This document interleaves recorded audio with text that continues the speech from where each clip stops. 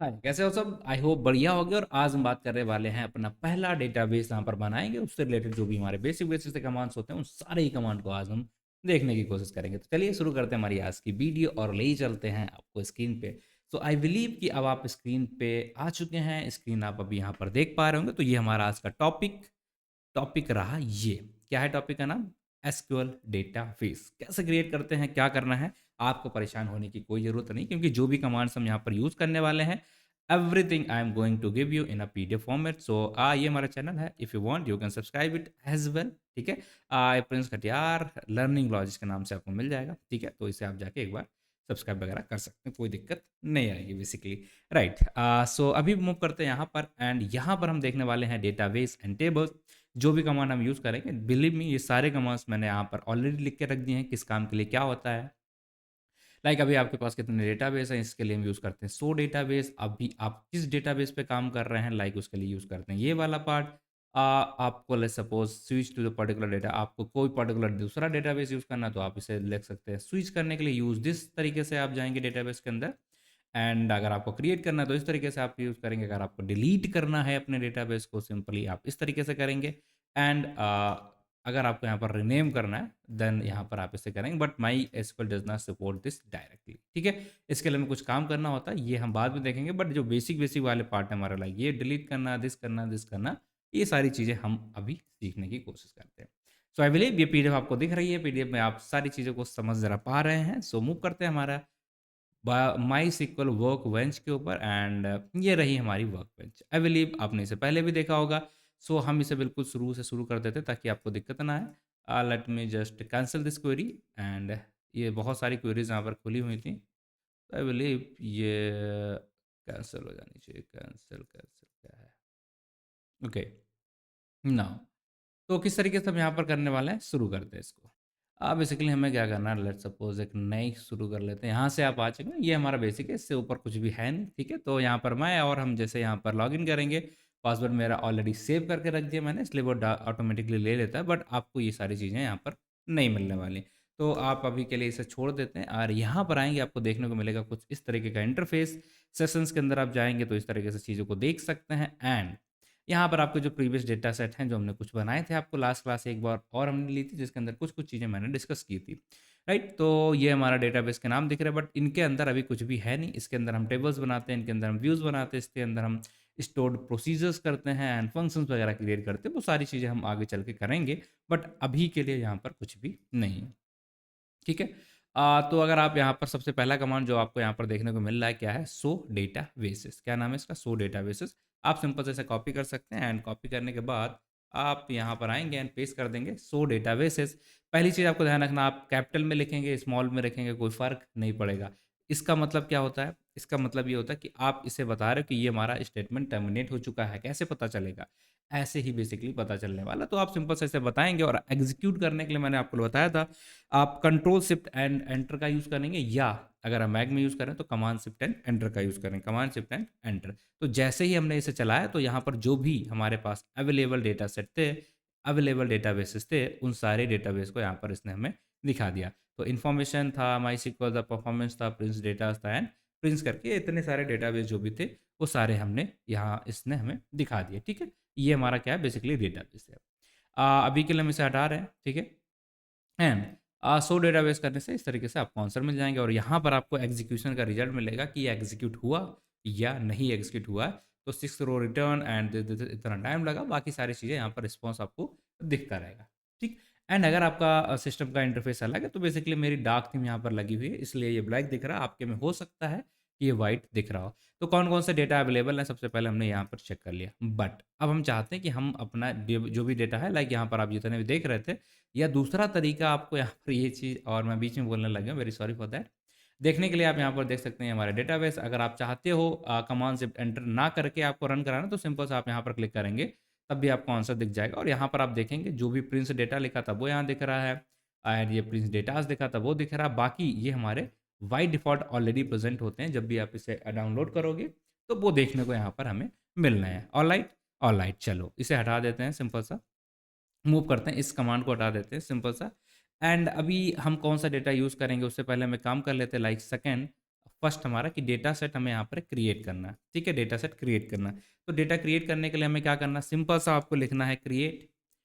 आप इसमें क्वोट्स दे सकते हैं, अगर डबल इन्वर्टेड कॉमा देना चाहें आप देंगे, नहीं देना चाहें ना दीजिए, ठीक है। इसके ऊपर अगर आप देंगे देन इट्स फाइन, नहीं देंगे कोई फ़र्क नहीं पड़ेगा। आप स्मॉल लेटर में लिखिए, कैपिटल में लिखिए, कोई फ़र्क नहीं पड़ता। ये यहाँ पर किस टाइप की लैंग्वेज होती है, आई बिलीव आपको मैंने लास्ट क्लास में बताई थी कि यहाँ पर आप कैपिटल स्मॉल लिखने से कोई फ़र्क नहीं पड़ता। देन इसे आप करेंगे, क्रिएट करेंगे तो आपको क्या दिखेगा, यहाँ पर एक और आपका डेटाबेस दिख जाएगा। एंड लेट्स सपोज एक चीज़ और है, आप रिफ्रेश करते हैं यहाँ पर, ये आपका रिफ्रेश बटन है, यहाँ पर जो भी होता है वो सब कुछ आपको यहाँ दिखने लग जाएगा। तो इसे हम जाके यहाँ पर क्रिएट कराएंगे, तो जैसे हम इसे क्रिएट करेंगे तो हमें क्या दिखेगा, ये डेटाबेस अगर आप नीचे चेक करेंगे तो प्रिंस स्टोर नाम का एक डेटाबेस हमारा बन चुका है। अब इस डेटाबेस यहाँ तो दिख नहीं रहा कहीं, तो आप रिफ्रेश कर दीजिए, सिंपल सा आपको यहाँ पर दिख जाएगा प्रिंस स्टोर। क्या इसके अंदर कुछ है, बिल्कुल भी नहीं, खाली एक सिर्फ हमने डेटाबेस यहाँ बनाया है। तो डेटाबेस बनाने के लिए हमें क्या करना पड़ेगा, क्रिएट, आई बिलीव ये क्या होता है, DDL, ठीक है। एंड डेटाबेस का नाम डालना है, मतलब ये हमें कमांड डालना है कि हम क्या बनाना चाह रहे हैं, टेबल बनाना चाहते हैं तो हमें टेबल लिखना पड़ता है, डेटाबेस बनाना चाहते हैं तो डेटाबेस लिखेंगे, एंड एग्जैक्टली उस डेटाबेस का नाम आप लिखेंगे। एंड लास्ट के अंदर आपको ये वाला सिंटेक्स जो दिख रहा है, उस सिंटेक्स को आप यहाँ पर डालेंगे ताकि इसे पता चल जाए कि हाँ भाई साहब मेरा ये वाला सेंटेंस यहाँ पर हो चुका है, खत्म हो चुका। तो अब आप डायरेक्टली अगर यहाँ पर जा रहे हैं और इसके बाद अगर आप यहाँ पर करते हैं लाइक सो डेटाबेसेस, ठीक है, और इसके बाद आपने इस तरीके से इसे कर दिया दिस, ठीक है। तो क्या होगा, जैसे आपने शो किया तो आपको यहाँ पर देखने को मिल जाएगा, एग्जीक्यूट करेंगे तो आपको यहाँ डेटाबेस देखने को मिल जाएंगे। बट यहाँ पर एक दिक्कत आ रही है, create database Prince store, okay, error code, ठीक है। हम एक काम करते हैं, इसे हटाते हैं अभी के लिए, एंड सिंपल सा शो डेटाबेसेस हमने यहाँ पर लिख दिया है, एंड इसको हम एग्जीक्यूट करा रहे हैं। तो अब आपको देखने को मिलेगा प्रिंस स्टोर भी यहाँ पर दिखने लग गया है, अभी तक जो नहीं दिख रहा था।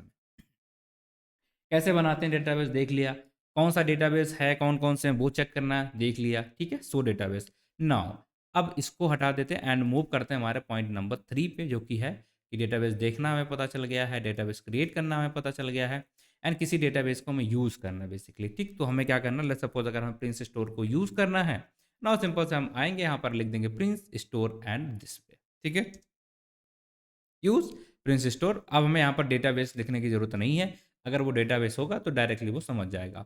अब आप कहेंगे कैसे पता चलेगा कि हम इसको यूज़ कर रहे हैं कि नहीं यूज़ कर रहे हैं, वो भी बताएंगे, ठीक है। तो आप जैसे इसे एग्जीक्यूट कराएंगे तो आपको क्या हो जाएगा, सिंपल सा कमांड आ जाएगा, ओके यूज़ प्रिंस कट, यार ये लाइन हमारी एग्जीक्यूट हो चुकी है। इट मीन्स दैट कि अब ये हमारा एक्टिव है। आप कहेंगे ओके ठीक है एक्टिव है, बट कैसे, कैसे पता चलेगा?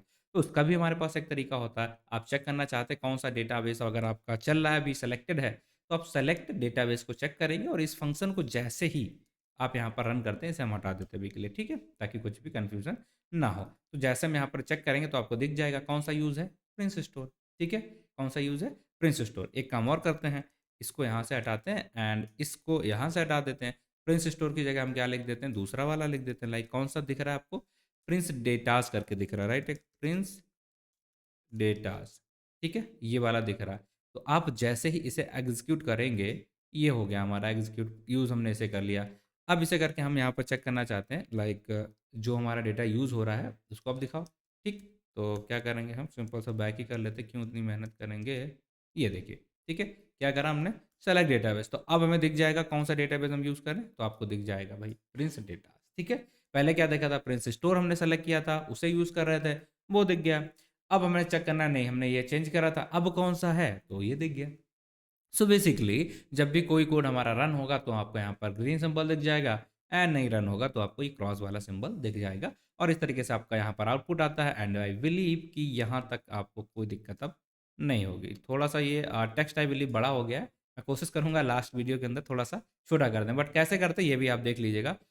चलिए फिर कर ही लेते हैं। आप यहाँ पर आएंगे एंड सेटिंग के अंदर जाएंगे, सेटिंग में आपको इस तरीके से कुछ दिखेगा।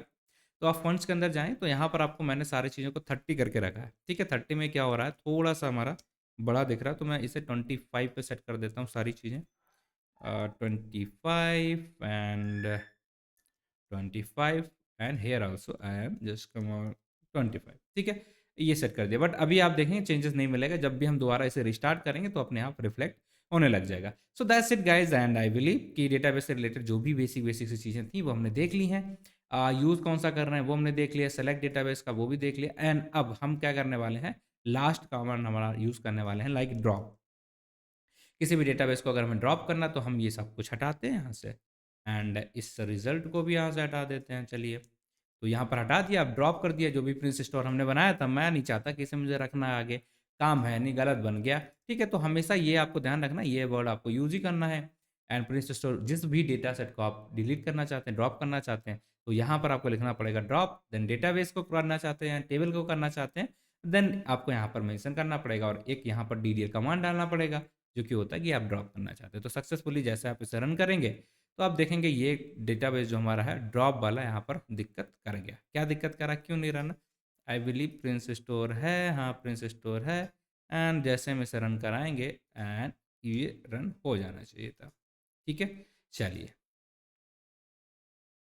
इसने क्या करा, नीचे हमारा यहाँ पर मेंशन आ चुका है कि भाई सब ड्रॉप कर दो, और इसने क्या करा, ड्रॉप कर दिया। तो ये था हमारा ड्रॉप डेटाबेस। तो अब अगर आप इसे चेक करेंगे सो डेटाबेस के अंदर, तो आपको क्या देखना, लाइक सो डेटाबेसेस, डेटा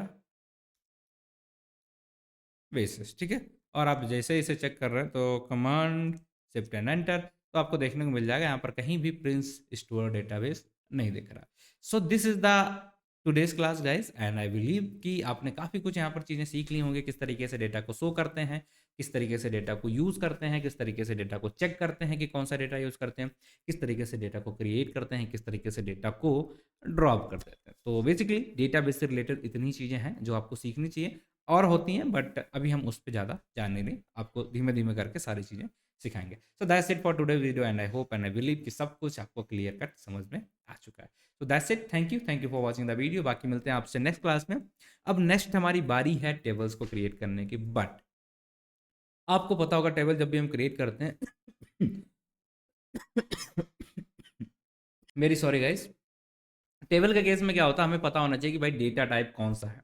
हम टेबल बना रहे हैं तो उसमें कौन सा डेटा टाइप है ये हमें डिक्लेयर करना पड़ता है। पाइथन जैसा तो है नहीं, यहाँ पर होता है सी सी प्लस प्लस जैसा कि आपको डेटा टाइप जब भी आप कुछ भी बना रहे हैं तो वहाँ पर डिक्लेयर करना पड़ेगा। तो उसके लिए हमें पहले डेटा टाइप्स सीखने पड़ेंगे कि पाइथन के इसके एसक्यूएल के अंदर कितने डेटा टाइप्स होते हैं, और उसके बेस पे फिर हम टेबल पे आएंगे। तो आई बिलीव आप समझ रहे हैं हम क्या कहना चाह रहे हैं। That's it, thank you for watching the video. बाकी मिलते हैं आपसे अगली वीडियो में, तब तक के लिए आप अपना ख्याल रखें। Thank you for watching the video.